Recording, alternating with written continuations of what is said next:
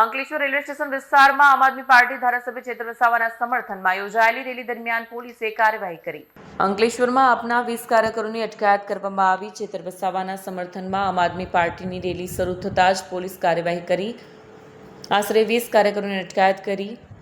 સ્થળ પર થોડા સમય માટે તંગદિલીનો માહોલ સર્જાયો। આ રેલી અંકલેશ્વરના આપ કાર્યાલયથી ભરૂચી નાકા સ્થિત બિરસા મુંડા પ્રતિમા સુધી યોજાવાની હતી। રેલીની શરૂઆત પહેલા કાર્યકરોએ બાબા સાહેબ ડોક્ટર ભીમરાવ આંબેડકરની પ્રતિમાને ફૂલહાર અર્પણ કરી શ્રદ્ધાંજલિ આપી। શ્રદ્ધાંજલિ બાદ પદયાત્રા શરૂ કરવામાં આવી। જોકે પદયાત્રા શરૂ થતાં જ પોલીસે કાર્યવાહી હાથ ધરીને કાર્યકરોને અટકાયતમાં લીધા। કાર્યકરોએ તેમની અટકાયતનો વિરોધ નોંધાવ્યો। वीडियो जर्नलिस्ट करण सिंह साथे सत्या टीवी न्यूज अंकलेश्वर। नमस्कार। गुजरातना लोकप्रिय धारासभ्य माननीय चेतरभाई वसावा साहेब पर जे तानाशाही सरकारे जे खोटा केसो करीने वारंवार एमने जेल करवामां आवे छे। फक्त 18 दिवसना बाळकने जे एने पण सजा करवामां आवी छे। त्यारे भाजप सरकार हमेशा तानाशाही करी रही छे।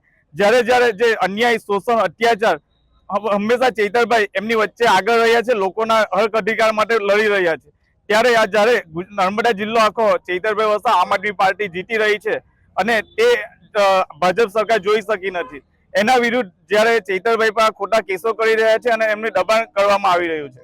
આજે સમગ્ર આમ આદમી પાર્ટી અને અંકલેશ્વરના સામાજિક આગેવાનો દ્વારા એક પદયાત્રાનું આયોજન કરવામાં આવેલું હતું, પણ ત્યાં પણ અમને પરમિશન છેલ્લા 3 દિવસથી માંગીએ છીએ, તે છતાંય પરમિશન આપવામાં નહીં આવી અને પોલીસ મૂકી દેવામાં આવી છે। ભાજપ સરકાર હંમેશા તાનાશાહી સાબિત થઈ રહ્યો છે અને વારંવાર આ લોકતંત્રનું હત્યા કરી રહી છે। પણ અમને વિશ્વાસ છે માનનીય ચેતરભાઈ અને નામદાર કોર્ટ, સુપ્રીમ કોર્ટ, હાઈકોર્ટ દ્વારા અમને જામીન અને કોર્ટનો સ્ટે આપવામાં આવશે। જય હિન્દ, જય ભારત।